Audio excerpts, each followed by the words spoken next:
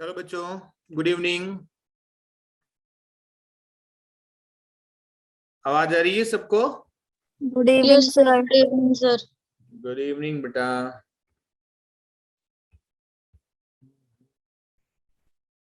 Okay,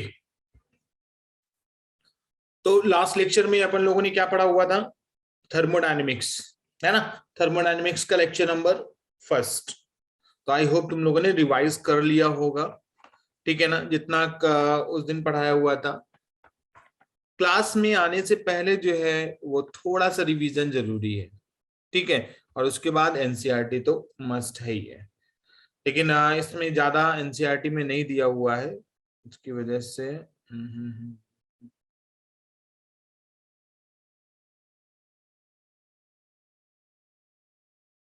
okay.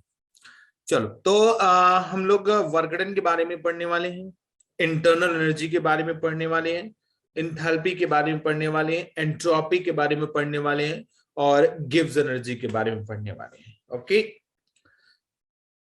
चलो तो start करते हैं।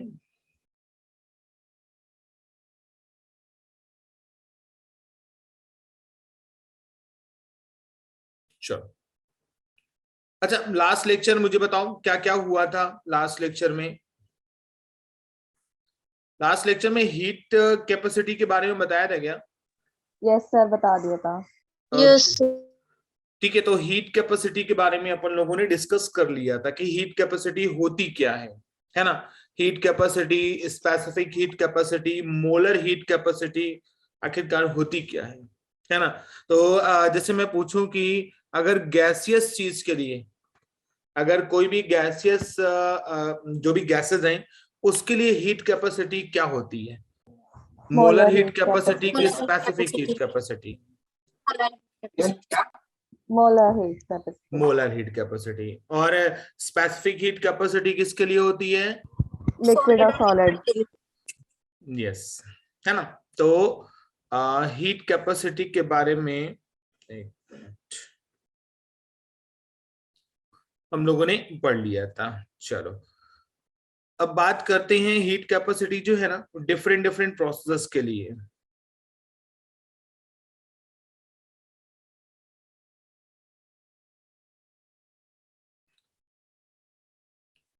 Heat capacity for different process, अलग अलग प्रोसेस के लिए हीट कैपेसिटी क्या हो सकती है। हीट कैपेसिटी का फॉर्मूला जो होता है पता है ना। जैसे सीपी हम लोगों ने देखा था, सीपी जो है वो क्यू अपॉन डेल्टा टी।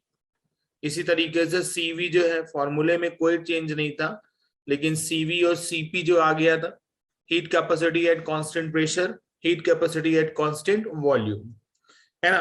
अब अलग अलग प्रोसेस के लिए अपन लोग देखेंगे। जैसे हमने बोला कि आइसोथर्मल के लिए, आइसोथर्मल के लिए हीट कैपेसिटी क्या होगा? आइसोथर्मल प्रोसेस है, उसके लिए हीट कैपेसिटी। भाई आइसोथर्मल प्रोसेस में एक चीज तो पता है ना, डेल्टा टी जो होता है वो क्या होता है? जीरो। अब अगर डेल्टा टी जो है वो जीरो है, तो हीट कैपेसिटी का formula Q equals to, sorry, C equals to Q upon delta T. अब डेल्टा टी जो है वो जीरो है, तो ये जो है सी क्या हो जाएगा? टेंडिंग टू इनफाइनाइट हो जाएगा कि नहीं हो जाएगा? ठीक है। तो अगर कहीं पे भी आइसोथर्मल प्रोसेस दिया गया है तो मतलब उसकी हीट कैपेसिटी जो होगी वो इनफाइनाइट होगी, कुछ मतलब डिफाइन नहीं किया जा सकता है, बहुत ही ज्यादा होगी। अच्छा, अगर हमने बोला कि भाई प्रोसेस जो है एडियाबेटिक प्रोसेस है, कौन सा प्रोसेस है? एडियाबेटिक। अब एडियाबेटिक प्रोसेस के लिए क्या जीरो होता है बताओ? एडियाबेटिक प्रोसेस के लिए क्या जीरो होता है? याद हीट नहीं है? कांस्टेंट क्यू जो होती है है। वो जीरो है। एडियाबेटिक प्रोसेस के लिए क्यू जो है वो जीरो होता है। अच्छा, अगर क्यू जीरो है तो फॉर्मूला हीट कैपेसिटी का Q upon delta T zero आ जाएगा। अब जीरो। क्यू जीरो है तो ये जो है वो जीरो आ जाएगा कि नहीं आ जाएगा? मतलब हीट कैपेसिटी होगी भी नहीं एडियाबेटिक प्रोसेस के लिए। अच्छा, चलो ये भी तो, ये चीज क्लियर हो गई। अगर हमने बोले कि आइसोकोरिक प्रोसेस है, आइसोकोरिक प्रोसेस, बोलो आइसोकोरिक प्रोसेस के लिए हीट कैपेसिटी क्या होगी? अब आइसोकोरिक प्रोसेस मतलब वॉल्यूम जो है वो कांस्टेंट होता है कि नहीं होता, मतलब डेल्टा वी जो है वो 0 है ना। तो हीट कैपेसिटी का फॉर्मूले में कोई भी चेंजमेंट नहीं आएगा, मतलब जो हीट कैपेसिटी होगी उसको हम सीवी से डिनोट करेंगे फिर, मतलब heat capacity at constant volume, same formula होगा CV equals to Q upon delta T. ठीक है, जब भी कभी भी अगर हीट कैपेसिटी आएगी, अगर आइसोकोरिक प्रोसेस है तो एट कांस्टेंट वॉल्यूम, और कांस्टेंट वॉल्यूम पे ये हीट कैपेसिटी होती है। पता चल गया ना? अब तो पता चल जाएगा आइसोबैरिक प्रोसेस के लिए। नेक्स्ट है आइसोबैरिक प्रोसेस के लिए। आइसोबैरिक प्रोसेस क्या होता है? अब आइसोबैरिक प्रोसेस में डेल्टा पी जो होता है वो 0 होता है, पी कांस्टेंट होता है।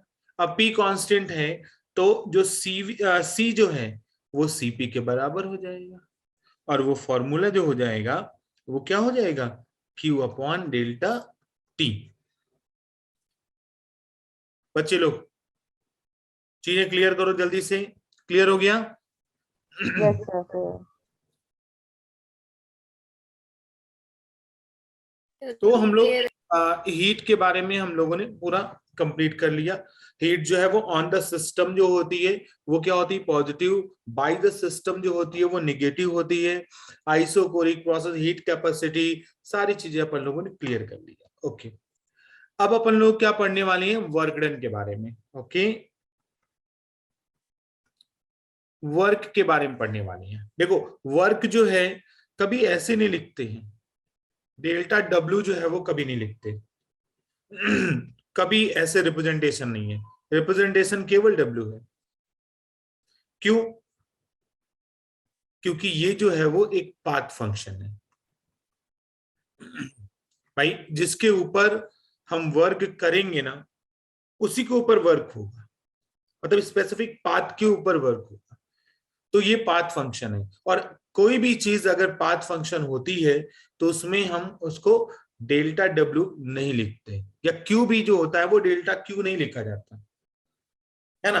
तो ये सब जो है वो पाथ फंक्शन है, इसलिए नहीं लिख सकते। अच्छा, और बात बताओ। देख रहा, एक चीज बताना मुझे, हीट है क्यू और वर्क डब्ल्यू, क्या 100% हीट को वर्क में कन्वर्ट किया जा सकता है, या जितना भी वर्क है उसको 100% हीट में कन्वर्ट किया जा सकता नो सर, सारा नहीं है ना। तो यहाँ पे होगा। हीट जो है वो 100% वर्क में कभी भी कन्वर्ट नहीं हो जाएगी। ऐसा हो तो फिर भी अगर इंसान जो है वो बहुत ज्यादा वर्क कर ले तो उसके अंदर की जो एनर्जी है वो पूरी खत्म हो जाएगी, मर जाएगी, है कि नहीं। तो 100% कन्वर्जन जो है वो हीट का वर्क में नहीं होता। हाँ, वर्क जो है वो 100% हीट में कन्वर्ट हो सकती है। क्वेश्चन आया था एक बार, ठीक है। वर्क जो है, वर्क डन जो है वो 100% हीट में कन्वर्ट हो सकता है। चलो आगे, वर्क डन जो है वो पाथ फंक्शन है। अच्छा, एक बात और बताते हैं, जैसे हीट है ना, हीट जो है वो ऑन द सिस्टम थी तो यहाँ पे प्लस क्यू था ना, वैसे ही प्लस डब्ल्यू है, और by the system work done अगर हो रहा है तो माइनस डब्ल्यू है। ओके, अच्छा, हीट जो थी वो डिसऑर्डर फॉर्म एनर्जी थी, है ना। ये ऑर्डर फॉर्म ऑफ एनर्जी है। क्या है? ऑर्डर फॉर्म ऑफ एनर्जी, मतलब जिस ऑर्डर में हम लोग जिस चीज में हम लोग वर्क डन करेंगे उसी में होगा, मतलब ऑर्डर फॉर्म ऑफ एनर्जी। अच्छा, तुम लोगों को फिजिक्स में एक फॉर्मूला पढ़ाया गया होगा, वर्क डन जो होता है वो फोर्स इंटू डिस्प्लेसमेंट, है ना। जैसे कोई भी एक ब्लॉक है, ऐसा कोई ब्लॉक है और एक प्लेन पे रखा हुआ है, और इसका जो इसमें फोर्स लग रहा है F, और इसके बीच में जो एंगल है वो थीटा है, तो वर्क डन निकालने का फॉर्मूला तुम लोगों को बताया गया होगा एफ एक्स कॉस थीटा, है ना, force into displacement into cos theta, ऐसे बताया गया होगा फिजिक्स में। लेकिन अपन लोगों को गैस सिस्टम में हम लोग ये एफ एक्स कॉस थीटा वाला फॉर्मूला नहीं लगाते। कौन सा लगाते हैं बताओ, केमिस्ट्री में कौन सा फॉर्मूला लगाएंगे? पी डेल्टा वी, है ना, ये वाला फॉर्मूला लगता है। वर्क डन जो होता है, डी डब्ल्यू जो होता है, वो माइनस एक्स और डी एक्स के बराबर होता है। या इसको अगर याद करना है तो याद कर सकते हो, इसको याद करो पहले। तो वर्क डन जो है वो माइनस पी एक्सटर्नल जो है delta we, work done P external delta we. P external क्या है? जैसे हमने कोई भी ब्लॉक है ना, कोई भी गैस है कोई भी गैस है, यहाँ पे फिल है और यहाँ पे पिस्टन लगे हुए हैं, ठीक है। अब इस गैस के ऊपर हमने वर्क किया तो गैस जो होगी वो कंप्रेस होगी। बच्चे लोग, गैस है क्या होगी? कंप्रेस होगी।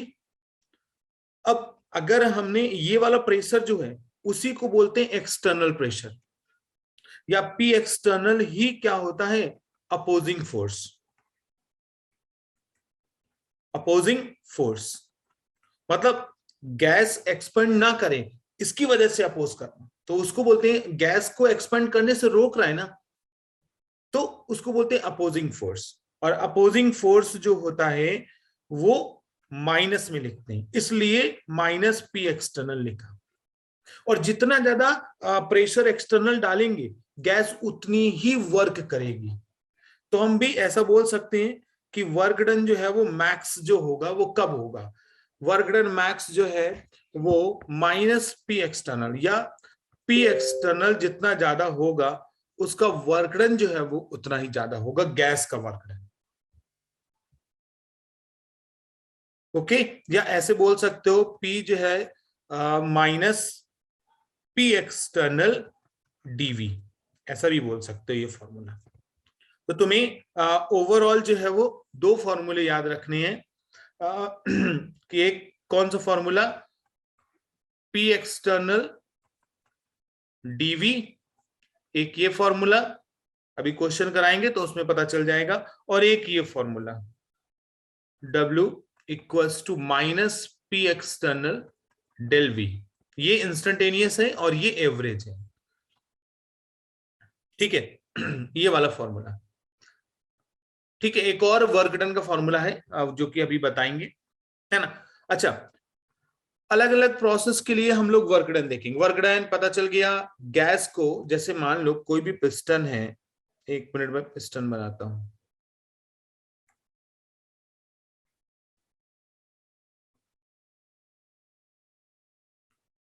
जैसे कोई भी पिस्टन है, इसको मैं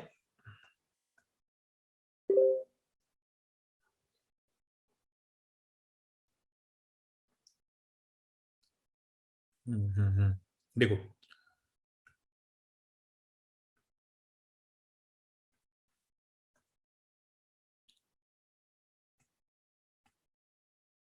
देखना बच्चे, यहां पे कोई भी गैस जो है वो फिल है।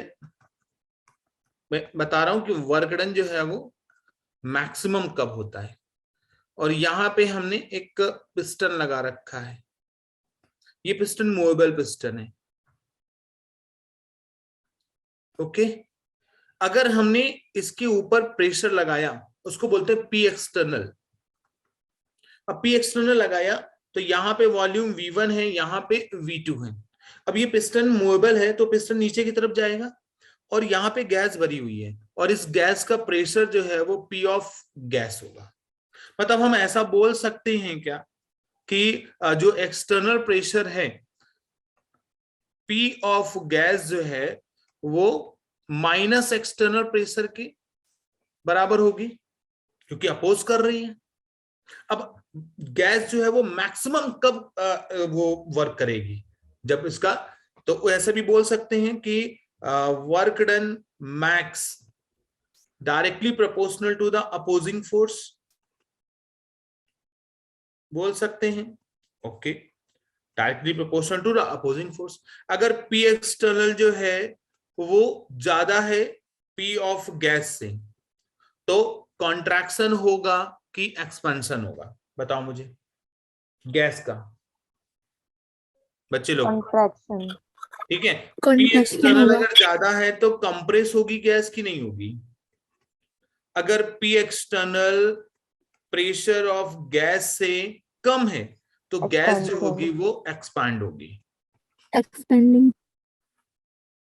ओके, तो ये दो फॉर्मूले अब अलग अलग प्रोसेसेस के लिए अपन लोग देखेंगे। ठीक है, तो याद रखना, सबसे पहले हम बात करते हैं वर्क डन का फॉर्मूला तो याद रहेगा ना, W equals to minus P external del V। Okay, sir पिछला पेज एक बार दोबारा करना, बोलो। पिछला पेज एक बार दोबारा शो करना। ओके,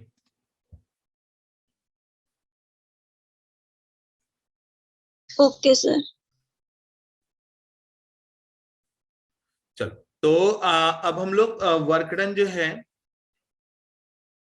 आइसोकोरिक प्रोसेस के लिए देखते हैं। अलग अलग प्रोसेस के लिए देख सकते हैं, आइसोथर्मल के लिए देख सकते हैं। तो सबसे पहले हम लोग वर्क डन जो है वो किसके लिए? आइसोकोरिक प्रोसेस के लिए। अब आइसोकोरिक प्रोसेस में क्या जीरो होता है?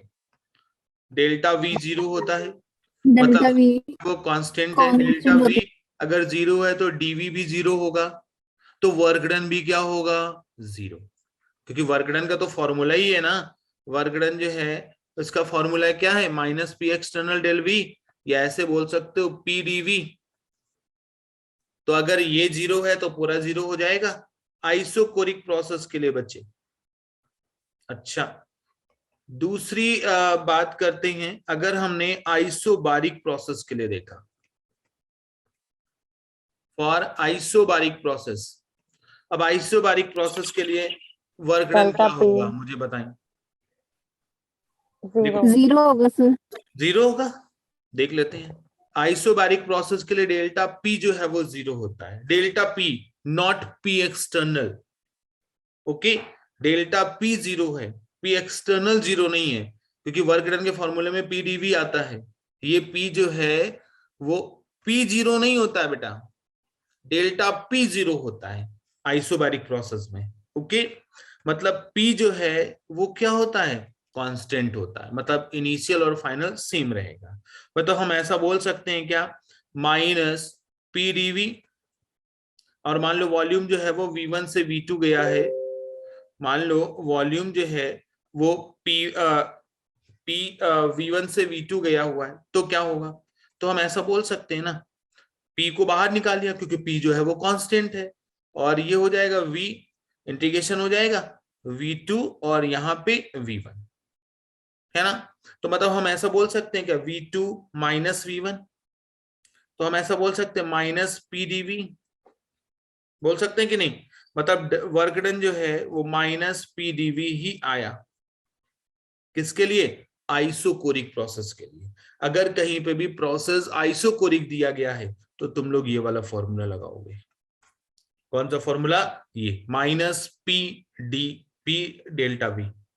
ओके, ध्यान रखना, कभी भी आइसोकोरिक आइसोथर्मल में कोई चीज कांस्टेंट होती है लेकिन जीरो नहीं होती है। हाँ, उसका डिफरेंस जो है वो जीरो हो सकता है।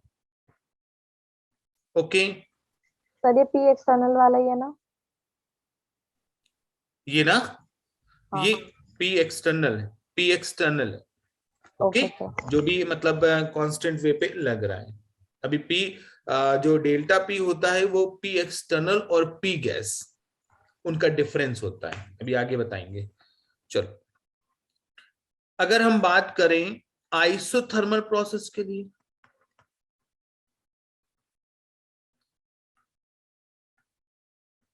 अगर हम बात कर रहे हैं आइसोथर्मल प्रोसेस के लिए बच्चे लोग, ठीक है। अब आइसोथर्मल प्रोसेस के लिए तो पता ही है ना कि डेल्टा T जो है वो जीरो है, और P और V वेरिएबल है यहाँ पे। मतलब हम ऐसा लिख सकते हैं इसके लिए फॉर्मूला कि W equals to minus P delta V या PdV लिख सकते हैं कि नहीं लिख सकते, है ना। अच्छा एक Yes, चीज sir. और है, PV इक्वल्स टू NRT होता है, तो P के लिए हमने वैल्यू अगर निकाली तो NRT अपॉन V लिख सकते हैं, एकदम लिख सकते हैं। यहां पे P की जगह पे वैल्यू पुट अप कर दो, तो यहां पे क्या हो जाएगा NRT अपॉन V, और ये क्या हो जाएगा DV। अब यहाँ पे कोई चीज कांस्टेंट है, हाँ मोल्स कांस्टेंट है, R कांस्टेंट है, T कांस्टेंट है, उसको हमने बाहर निकाल लिया, तो क्या हो जाएगा NRT, और यहाँ पे क्या हो जाएगा DV अपॉन V। देखो 1 अपॉन x dx क्या होता है, ln x हो जाता है कि नहीं हो जाता, ये वाला पता है ना, ln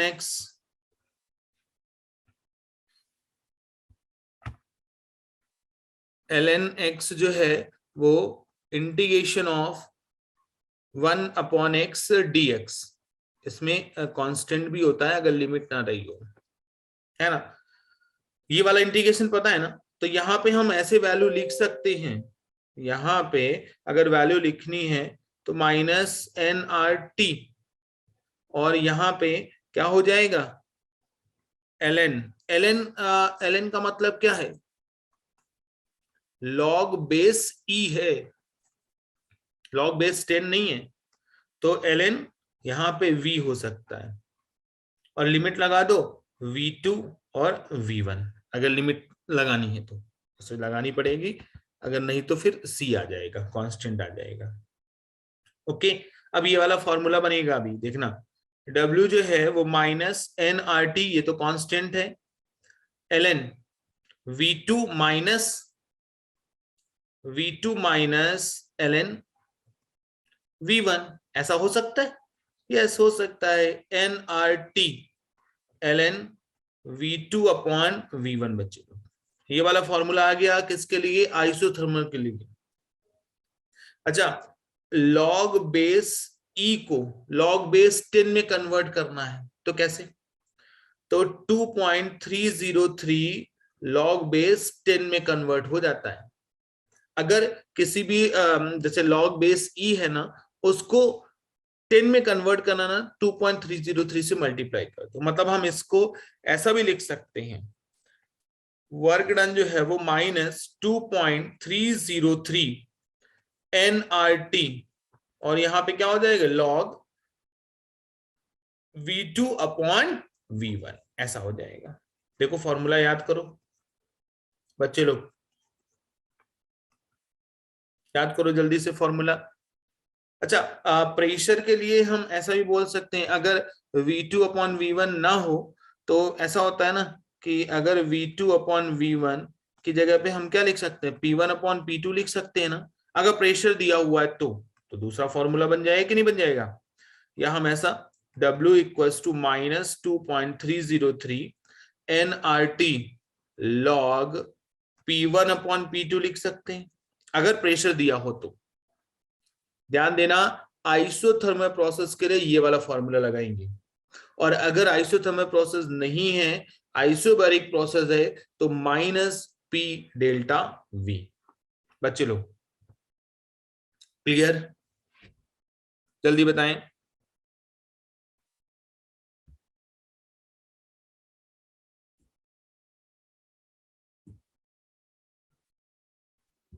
सर पूरी क्लियर है।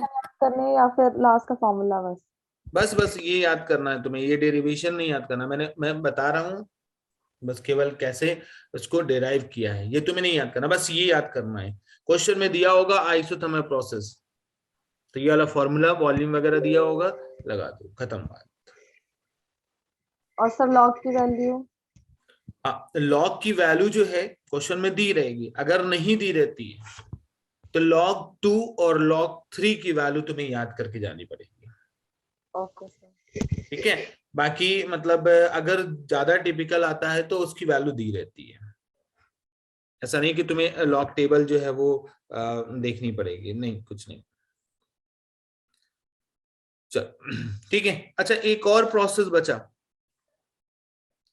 ऐसा होता है इरिवर्सिबल कभी कभी क्वेश्चन में आता है इरिवर्सिबल आइसोथर्मल प्रोसेस है,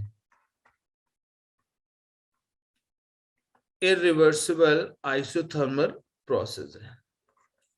अब अगर इरिवर्सिबल आइसोथर्मल प्रोसेस है तो इसका जो पी एक्सटर्नल है ना वो कांस्टेंट है। इरिवर्सिबल मतलब पूरे कांस्टेंट लगाया गया है पिस्टन में, तो गैस ना एक्सपेंड हो पा रही है, कुछ नहीं, बस केवल कांस्टेंट लगाया गया है। तो प्रोसेस जो है वो कंप्रेस भी नहीं हो पा रहा है और एक्सपांड भी नहीं हो पा रहा है, रिवर्सिबल नहीं हो रहा है, इरिवर्सिबल प्रोसेस है। तो इसका इरिवर्सिबल प्रोसेस में जो एक्सटर्नल प्रेशर होता है बेटा वो कांस्टेंट होता है।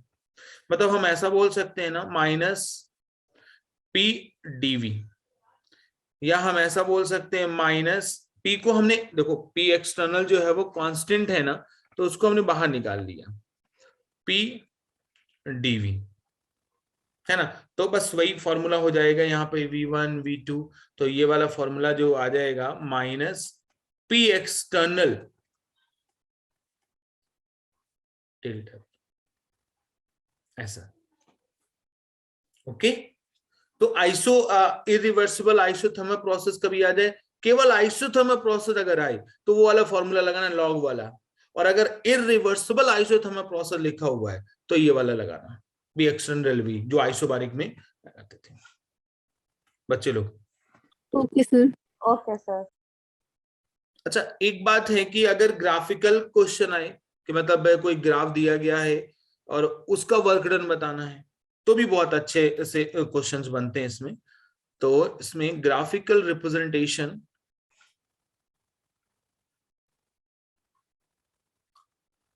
Graphical representation of work done,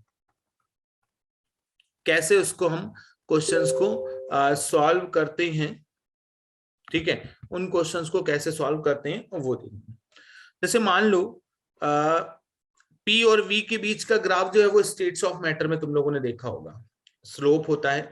देखो कैसा होता है ये वाला फॉर्मूला माइनस पी डीवी, यहाँ पे V1 और यहाँ पे V2। अगर जैसा ये है, देखना वर्क डन के लिए ग्राफिकल रिप्रेजेंटेशन से क्वेश्चंस आ सकते हैं, ठीक है। तो मैं बता रहा हूं, जैसे मान लो ये कोई प्रोसेस है, ये है, और बोला जाए कि इसके लिए वर्क डन निकालो, है ना, इसके लिए वर्क डन निकालो, तो जितना भी एरिया कवर होगा, मतलब ऐसा बोल सकते हैं ये वाला जो है ना,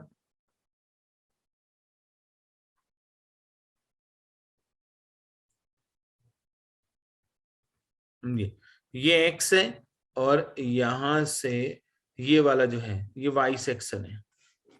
ओके, तो हम ऐसा बोल सकते हैं कि अगर वर्क डन बोला जाए, वर्क डन इक्वल्स टू, ठीक है, यहाँ पे हम जो लिमिट है, जो जहां पे जैसे ग्राफ है हायर लिमिट लोअर लिमिट, अगर ग्राफ ऐसा बना हुआ है तो हम ऐसा बोल सकते हैं एक्स डी वाई, और यहाँ पे देखो क्वेश्चन करेंगे तब एकदम क्लियर हो जाएगा। और जो y है ना, dy है, उसकी लिमिट लगाएंगे y1 और y2, या हम ऐसा भी लिख सकते हैं y dx, मतलब इसके रिस्पेक्ट में, और लिमिट क्या हो जाएगी x1 और x2। ऐसा होता है वर्क, मतलब area under curve, area under curve,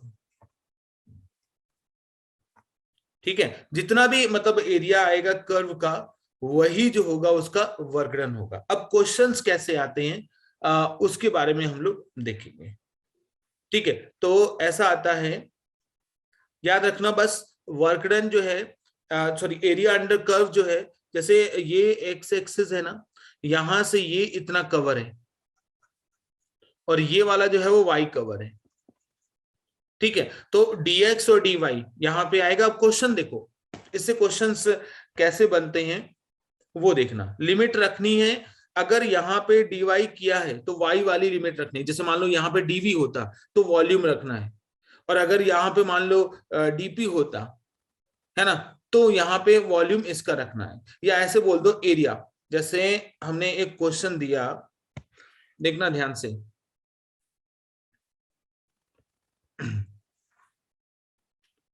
एक क्वेश्चन में लिखता हूं,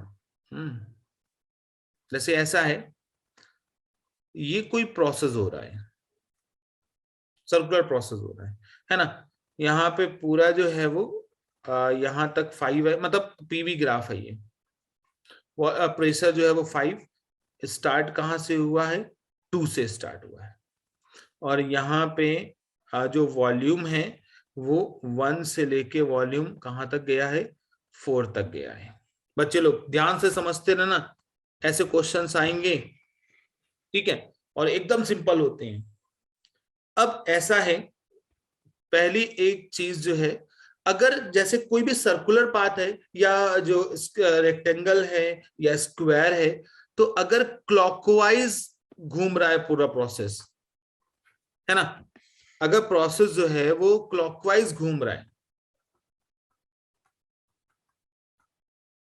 अगर प्रोसेस क्लॉकवाइज घूम रहा है, तो वर्क डन जो है वो हो जाएगा minus area under curve.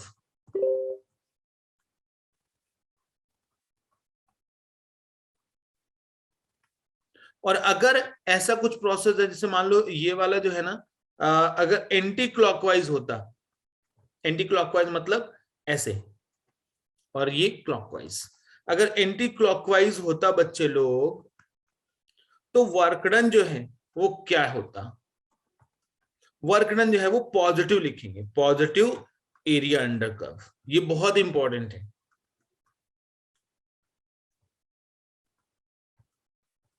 Okay, अच्छा, अब बात आती है, जैसे यहाँ पे ये क्वेश्चन मैंने दिया है कि इसके लिए वर्क डन निकालना है, ये प्रोसेस जो है वो ऐसे मूव कर रहा है, ऐसे, इसके लिए हमें वर्क डन निकालना है।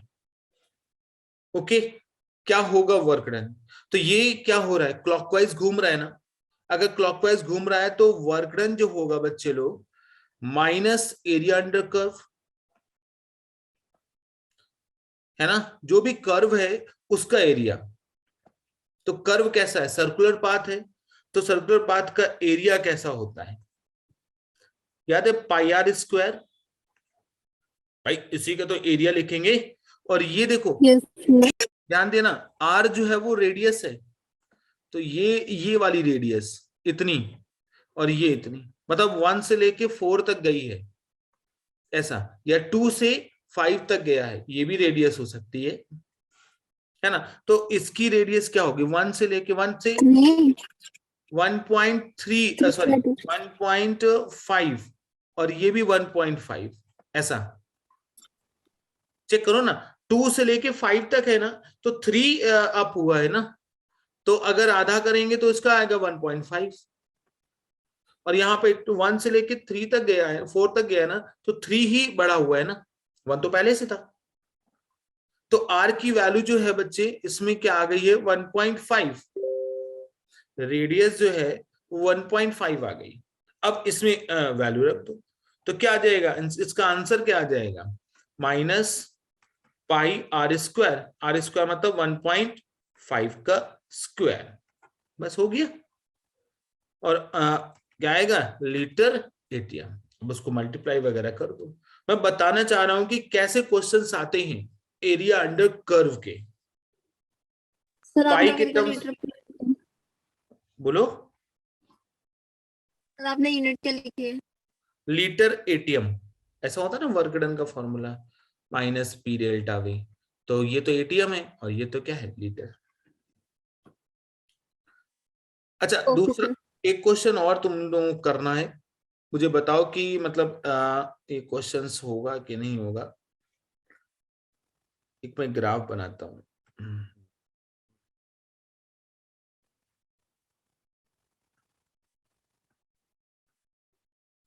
ऐसा लिखा है, ठीक है, ऐसा लिखा हुआ है और ऐसे मूव कर रहा है, ऐसा मूव कर रहा है, सभी लोग बताएंगे, है ना। यहाँ पे ओवरऑल ये 6 है, और यहाँ पे क्या है, 2 से चालू हुआ है, और ये पीवी ग्राफ है, पीवी ग्राफ पे ही क्वेश्चन आएंगे। बोला जा रहा है कि इसका वर्गणन बताओ, बताएं वर्गणन। पॉजिटिव पाई 2 का स्क्वायर। यस, यहाँ पे रेडियस जो है वो कितनी आ जाएगी, 2 आ जाएगी, बस बात खत्म।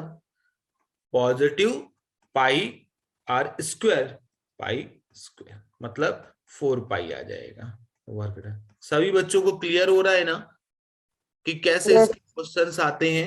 यस तुम सर। लोगों ने Yes, sir. अगर एन अवस्थी सॉल्व करी होगी, उसमें क्वेश्चंस बहुत सारे हैं, है ना?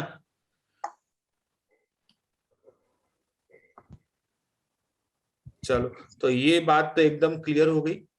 अब बात वर्कडन की कैसे क्लियर हो गई ना? एक आध और क्वेश्चन देने की जरूरत है क्या एरिया अंडर कर्व की? No. नहीं ना, चलो ठीक है। नेक्स्ट हम लोग पढ़ते हैं इंटरनल एनर्जी।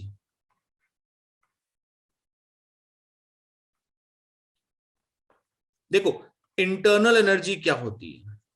सिस्टम के अंदर जितनी भी टाइप की एनर्जी है, उन सब एनर्जी को बोलते हैं इंटरनल एनर्जी। इंटरनल एनर्जी मतलब जो काइनेटिक एनर्जी है, पोटेंशियल एनर्जी है, वाइब्रेशनल एनर्जी है, जितनी भी टाइप की जो एनर्जी है सिस्टम के अंदर, उन एनर्जीज का अगर सम कर दिया जाए तो सिस्टम की क्या आ जाएगी, इंटरनल एनर्जी आ जाएगी। क्या आ जाएगी, इंटरनल एनर्जी। और इंटरनल एनर्जी को हम एक एक्सटेंसिव प्रॉपर्टी है, एक्सटेंसिव प्रॉपर्टी है और स्टेट फंक्शन है। अब अगर कोई भी चीज जो है वो स्टेट फंक्शन होती है ना बच्चे लोग, तो उसको हम डेल्टा ई के फॉर्म में लिख सकते हैं। तो एक फॉर्मूला तो बन जाएगा, डेल्टा ई, ई फाइनल माइनस ई इनिशियल। होता है कि नहीं भाई? पाथ, अब पाथ फंक्शन थोड़ी ना है, स्टेट फंक्शन है, तो ई फाइनल और ई इनिशियल एक फॉर्मूला बन गया है कि नहीं बन गया? अच्छा, जो इंटरनल एनर्जी जो होती है वो किसके डायरेक्टली प्रोपोर्शनल हो सकती है? इंटरनल एनर्जी जो है वो डेल्टा टी के डायरेक्टली प्रोपोर्शनल होती है। भाई टेम्परेचर जितना ज्यादा बढ़ाएंगे, जितने ज्यादा कम करेंगे, उसकी एनर्जी ही उतनी ही वेरिएबल होगी। और एक और चीज, डेल्टा ई जो है वो मास के ऊपर भी डिपेंड करता है। किसके ऊपर डिपेंड करता है? मास के ऊपर। मतलब हम ऐसा बोल सकते हैं क्या, delta E is directly proportional to the M T? या हम ऐसे बोल सकते हैं डेल्टा ई जो है वो क्या हो जाएगा, एम, और प्रोपोर्शनल हटाएंगे तो एस सर लगाएंगे। ये एम की प्रोपोर्शनल कैसे है, समझ नहीं आया। देखो, जितना ज्यादा गैस का मास होगा या सिस्टम का जितना ज्यादा मास होगा, उसकी इंटरनल एनर्जी उतनी ही ज्यादा होगी। चाहे वो काइनेटिक एनर्जी हो, चाहे वो वाइब्रेशनल एनर्जी हो, चाहे वो पोटेंशियल एनर्जी हो। किसके लिए? किसके लिए? केवल और केवल सॉलिड और लिक्विड के लिए। ठीक है, सॉलिड और लिक्विड के लिए ये बात कर रहे हैं, okay sir. For solid and liquid. ठीक है, सॉलिड और लिक्विड के लिए इंटरनल एनर्जी टेम्परेचर के डिफरेंस से डायरेक्टली प्रोपोर्शनल होती है, और जितना ज्यादा मास होगा उतना ज्यादा इंटरनल एनर्जी। तो दोनों प्रोपोर्शनल है, तो इसको हमने ऐसा लिख दिया। और अगर सॉलिड है, सॉलिड या लिक्विड है, तो प्रोपोर्शनल हटाया, यहाँ पे एस लगाया। ये एस क्या है? ये एस वही है स्पेसिफिक हीट। तो डेल्टा ई जो है वो एम एस डेल्टा टी के बराबर होता है। ऐसे क्यू जो है वो एम एस डेल्टा टी के बराबर होता है। याद आया? क्यू जो है वो क्या होता है, एम एस डेल्टा टी के बराबर। फिजिक्स में तुम लोगों ने ऐसा पढ़ा होगा। और अगर हम बात करें गैस के लिए, और अगर गैस के लिए बात करें, तो डेल्टा ई जो होता है वो मोल्स के ऊपर डिपेंड करता है, मास के ऊपर नहीं, मोल्स के ऊपर डिपेंड करता है। और डेल्टा ई तो टेम्परेचर के ऊपर डिपेंड ही कर रहा है ना। तो इसको हम ऐसे लिख सकते हैं, delta E directly proportional to the N delta T. तो डेल्टा ई जो है वो क्या हो जाएगा, एन और डेल्टा टी, और यहां पे हम क्या लगाते थे, सी डेल्टा टी। ये सी क्या है, एनसी डेल्टा टी। तो यहां पे मोलर हीट कैपेसिटी। तो सीपी सीवी भी लिख सकते हैं। तो यहां पे मान लो सीवी डेल्टा टी लिख दिया, हो जाएगा। तो इसको, ये सी जो है वो मोलर हीट कैपेसिटी है बच्चे लोग, molar heat capacity at constant volume.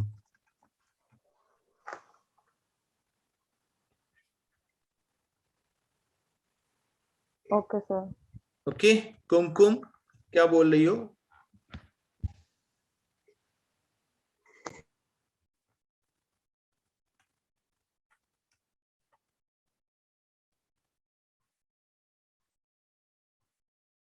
अरे नहीं ऐसा कुछ नहीं है बेटा, पीछे क्यों आया? आगे भी लिख सकते हो, ऐसा कोई सिंबल थोड़ी ना लिख रहे अपन लोग। ठीक है, प्रपोजन का साइन हटाया, एस लगाया, बस आगे पीछे से कोई मतलब नहीं है। ओके तो ऐसा होता है डेल्टा ई जो होता है वो एन सीवी डेल्टा टी के बराबर है। और अगर डेल्टा ई ये वाला फॉर्मूला था तो ये किसके बराबर था? क्यूवी के बराबर था कि नहीं था? अभी हम लोगों ने देखा था क्यूवी जो है वो एनसीवी डेल्टा टी के बराबर था कि नहीं था? Heat capacity at constant volume. मतलब हम ऐसा बोल सकते हैं कि डेल्टा ई जितनी इंटरनल एनर्जी होगी गैस के लिए वो क्यूवी के बराबर होगी, मतलब हीट एट कांस्टेंट वॉल्यूम के बराबर होगी। जितनी भी इंटरनल एनर्जी होगी फॉर गैसियस सब्सटेंस, तो ये हीट एट कांस्टेंट वॉल्यूम और ये इंटरनल एनर्जी ये ओनली फॉर गैसेस के लिए है एट कांस्टेंट वॉल्यूम। चेक करो जल्दी से। Yes sir. ओके तो यहां पे ऐसे ही तुम लोगों ने जब एंथैल्पी पढ़ोगे ना तो डेल्टा एच आता है, डेल्टा एच क्या आएगा यहाँ पे? क्यूपी आएगा, है ना? डेल्टा एच जो है वो क्यूपी के बराबर आता है। तो इसको बोलते हैं इंटरनल एनर्जी। इंटरनल एनर्जी का फॉर्मूला तुम लोगों को फिर से एक बार, इंटरनल एनर्जी का फॉर्मूला डेल्टा ई जो है E final minus E initial. Delta E अगर रिएक्शन के लिए लिखा जाए तो E of product minus E of reactant, या हम ऐसे लिखें डेल्टा ई जो है वो क्या हो जाएगा? एम एस डेल्टा टी, या हम ऐसे लिखें डेल्टा ई जो है वो M C V delta T, या हम ऐसे लिखें डेल्टा ई है क्यूवी के बराबर। चलो तो इतनी चीज क्लियर हो गई, जल्दी बताएं। Yes sir. अभी हम लोगों को थर्मोडायनेमिक का फर्स्ट लॉ पढ़ना है। First law of thermodynamics. First law of thermodynamics क्या होता है? नाइदर क्रिएटेड नॉट डिस्ट्रॉयड, है ना? एनर्जी। ओके तो ये सबको पता है कि थर्मोडायनेमिक का फर्स्ट लॉ क्या होता है? एनर्जी कंजर्वेशन के ऊपर है। Energy can energy neither created nor destroy, energy conservation है। तो हम ऐसा लिख सकते हैं कंजर्वेशन ऑफ एनर्जी। ओके तो कंजर्वेशन ऑफ एनर्जी के ऊपर डिपेंड है। अच्छा कोई बताएगा थर्मोडायनेमिक का फर्स्ट लॉ जो है वो क्या होता है? स्टेटमेंट नहीं, फॉर्मूला बताओ।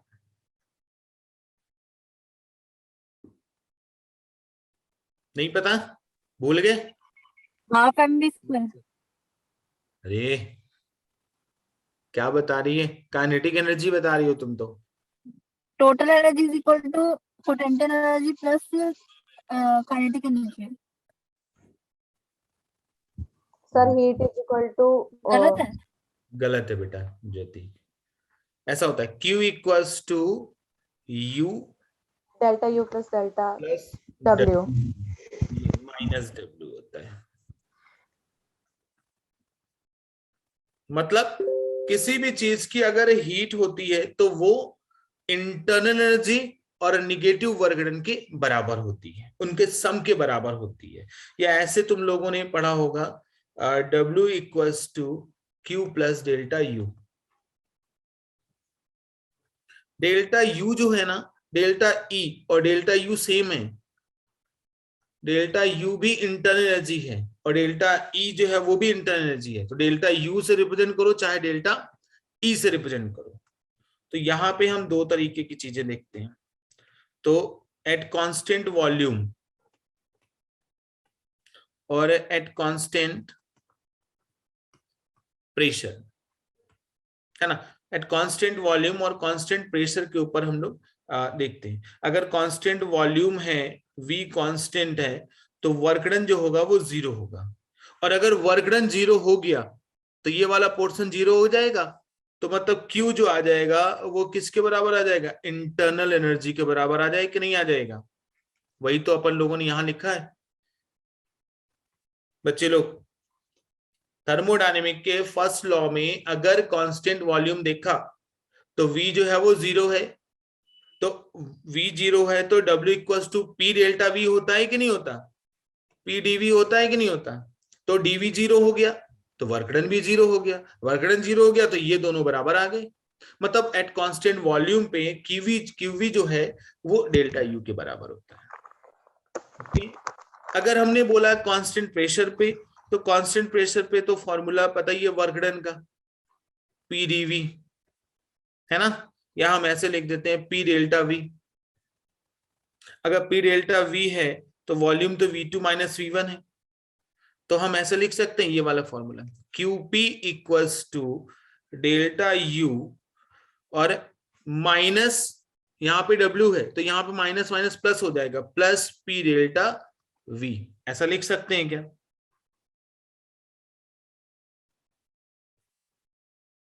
और यही जो होता है वो चेंज इन एंथैल्पी होता है, इसी को बोलते हैं चेंज इन एंथैल्पी।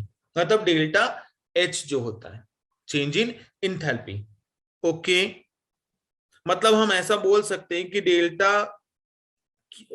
QP जो होता है वो डेल्टा H के बराबर होता है।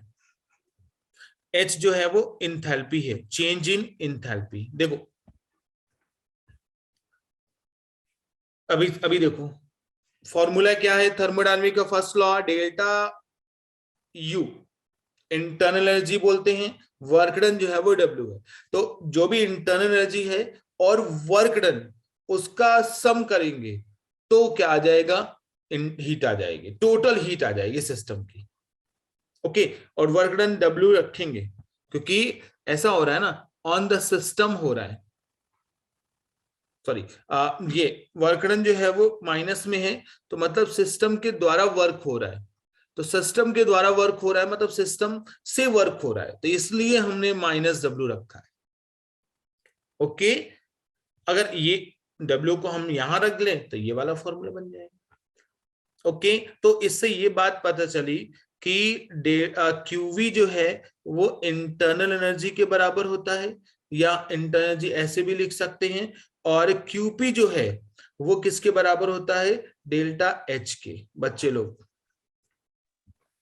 सर W को हम लेफ्ट में रखेंगे तो Q का साइन चेंज नहीं होगा। बोलो। सर W को लेफ्ट में Sorry. रखेंगे। नहीं, ये इक्वल्स टू ऐसा, मैं अलग करके बताता हूँ, ऐसा है। यहां पे हमने इसको इधर पहुंचा दिया, तो डेल्टा U जितनी भी इंटरनल एनर्जी होती है वो Q प्लस W के बराबर होती है, ऐसा। सॉरी, ठीक है, Q प्लस W के बराबर। ओके, चीजें क्लियर करो जल्दी से। Internal energy Q plus W, या वर्क डन का फॉर्मूला, सॉरी हीट का ये फॉर्मूला है एट कांस्टेंट वॉल्यूम और कांस्टेंट प्रेशर। कांस्टेंट वॉल्यूम पे वर्क डन भी 0 हो जाएगा, तो हीट जो हो जाएगी वो इंटरनल एनर्जी के बराबर आ जाएगी, और एक कांस्टेंट प्रेशर पे हीट जो है वो एंथैल्पी के बराबर आ जाएगी। बच्चे लोग जल्दी क्लियर करें। थर्मोडायनेमिक का फर्स्ट लॉ ये कहता है। अच्छा, क्वेश्चन में दिया रहेगा कि ऑन द सिस्टम, मतलब सिस्टम वर्क कर रहा है, सिस्टम के ऊपर वर्क हो रहा है, तो हमें साइन कन्वेंशन याद रखना है, हमें अपने आप W जो है वो पॉजिटिव रखना है। अगर सिस्टम से वर्क हो रहा है तो W जो है वो निगेटिव रखना है अपने आप, वहां पे बस केवल ये लैंग्वेज दी रहेगी। ठीक है, अभी PYQ वगैरह करेंगे नेक्स्ट क्लास में। सर आपने यहाँ पे ER क्या लिखा है? सर यहाँ नीले वाले बॉक्स में। ये हाँ, E of internal energy of product. अगर ये रिएक्शन अगर कोई दी गई है तो प्रोडक्ट की पहले लिखेंगे और फिर रिएक्टेंट की लिखेंगे। Okay sir.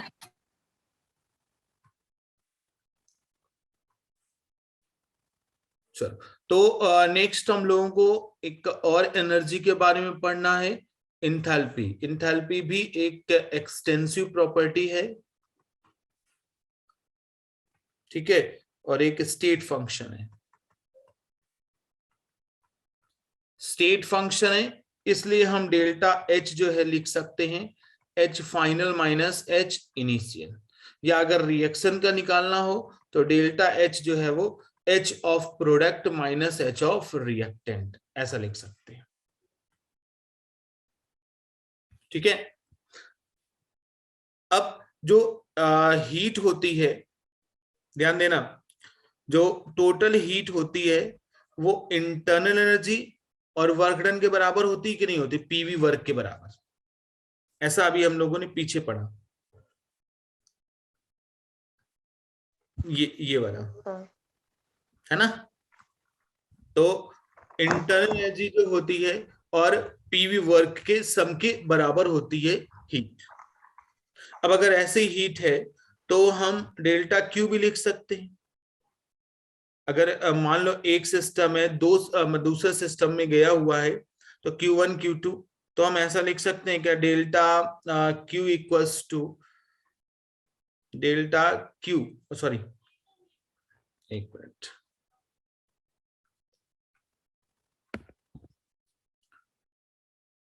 जैसे मान लो ऐसा हमने लिखा QP जो है, QP मतलब डेल्टा H, QP जो है वो डेल्टा U और P डेल्टा V के बराबर होता है ना।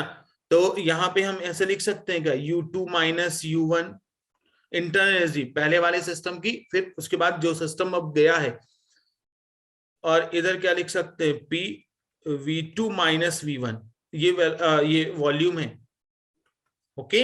यहाँ पे हम ऐसा लिख सकते हैं क्या, U2 और P V2, और यहाँ पे U1 है ना प्लस P V1, मतलब ये पूरा फॉर्मूला आ गया Q का। मतलब हम QP इक्वल्स टू क्या लिख सकते हैं, H2 माइनस H1। भाई इंथैल्पी जो है, चेक करो, सॉरी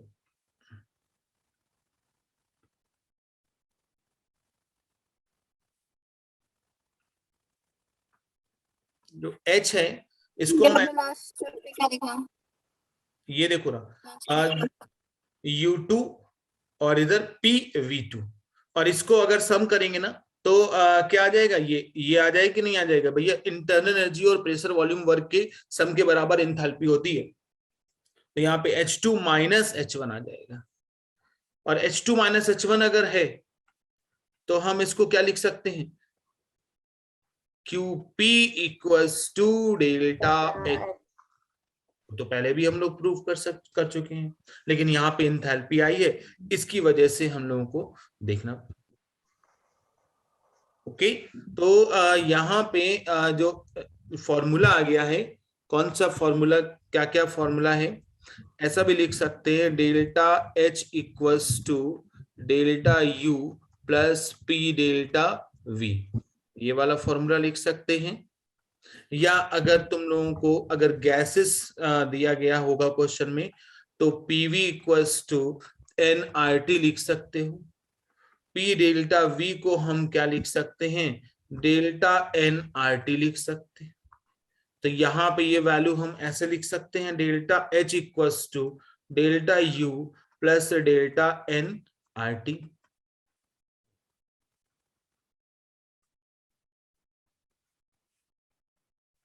क्या लिख सकते हैं, डेल्टा nRT लिख सकते हैं कि नहीं लिख सकते हो। डेल्टा n क्या है, अगर रिएक्शन दी गई है तो डेल्टा Ng है, मोल्स ऑफ गैसियस, तो ये moles of product minus moles of reactant, यहाँ पे डेल्टा Ng की वैल्यू रखोगे तो अपने आप वैल्यू आ जाएगी। तो ये फॉर्मूला, कौन कौन से फॉर्मूले तुम्हें लर्न करने हैं बच्चे लोग, केवल ये वाला फॉर्मूला लर्न करना है, ये लर्न करना है, ये तो पता ही है, बस इतने लर्न करने हैं तुम्हें, जल्दी बताएं। Okay sir. ओके, ये आपने लास्ट वाला करा ना, वो समझ नहीं आया। ये वाला। हाँ सर, ये वाला। ओके, तो जैसे कोई रिएक्शन दी गई है, हमने बोला है कि भाई H2 plus I2 gives 2 times of HI। अब इसके लिए डेल्टा Ng की वैल्यू निकालो। तो जितने मोल्स प्रोडक्ट के हैं यहाँ पे 2 हैं, और रिएक्टेंट के कितने हैं, इधर एक एक है, यहाँ पे 2, तो डेल्टा Ng की वैल्यू 2 आई, मतलब 0 आई। तो ऐसे निकालते हैं डेल्टा Ng, मतलब टोटल जो प्रोडक्ट के मोल्स होंगे, समेशन ऑफ टोटल प्रोडक्ट के जो मोल्स होंगे उनका सम कर दोगे, और माइनस रिएक्टेंट के जो मोल्स होंगे उनका सम कर दोगे, उसको माइनस कर दोगे तो डेल्टा Ng की तो वैल्यू। यार जी का मतलब आपने क्या लिखा है? फिर से बोलो। एनजी, एनजी का मतलब आपने यहाँ पे क्या लिखा है? Moles of gaseous gases. Okay sir, जैसे हमने समझ आ गया सर। हाँ, एक क्वेश्चन दे देते हैं तो ज्यादा समझ में आ जाएगा। जैसे हमने बोला N2 plus 3H2 gives 2 times of NH3 है। इसमें डेल्टा H की जो वैल्यू दी गई है वो माइनस की 92.38 किलो जूल पर मोल ऐसे दी गई है। ओके, और बोला जा रहा है कि change in internal energy at 25 degree Celsius, find the change in internal energy.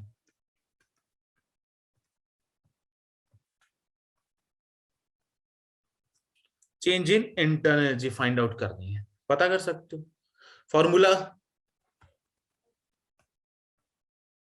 Formula delta H equals to delta U plus delta NG RT। बच्चे लोग, है ना? अच्छा, इसमें डेल्टा NG की वैल्यू बताओ, कोई बताए डेल्टा NG की वैल्यू बताओ इस रिएक्शन के लिए, फटाफट। 4, और बताएं, 6, और बताएं।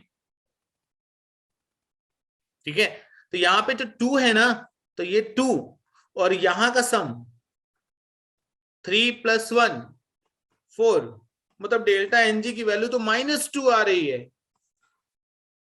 ऐसे निकालते हैं, मतलब डेल्टा H की वैल्यू जो है वो कितनी दी गई है, 92.38 किलो जूल है, तो जूल में 10⁻³ डेल्टा U की वैल्यू निकालनी है बच्चे लोग, और डेल्टा Ng की वैल्यू तो -2 है, R की वैल्यू 8.314, टेम्परेचर डिग्री सेल्सियस में दिया हुआ है, तुम्हें केल्विन में निकालना है, तो क्या हो जाएगा 298। इसको सॉल्व कर लोगे तो डेल्टा U की वैल्यू आ जाएगी कि नहीं आ जाएगी? ऐसे क्वेश्चन होते हैं। सर आर की वैल्यू यहाँ पे 8.314 क्यों दी है आपने? यहाँ पे जूल में दी हुई है ना, जो हीट है वो जूल में दी गई है। अगर कैलोरी में दिया रहता तो यहाँ पे 2 वैल्यू रखते, और अगर लीटर एटीएम में दिया रहता ना बच्चे, तो आर की वैल्यू जो है वो 0.0821 रखते।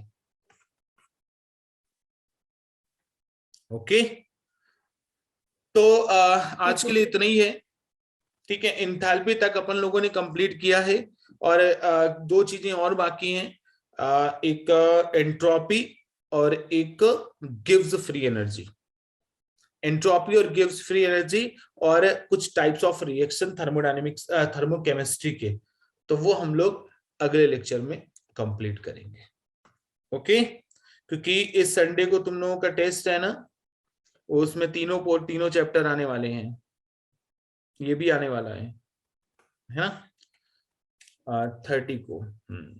चलो, तो ठीक है, तो आज के लिए इतना ही है। Thank you so much, bye bye. Revise करते रहना, रिवीजन करते रहना, PDF जो है वो अभी अपलोड हो जाएगा तुम लोग के उसमें। चलो, थैंक यू सो मच।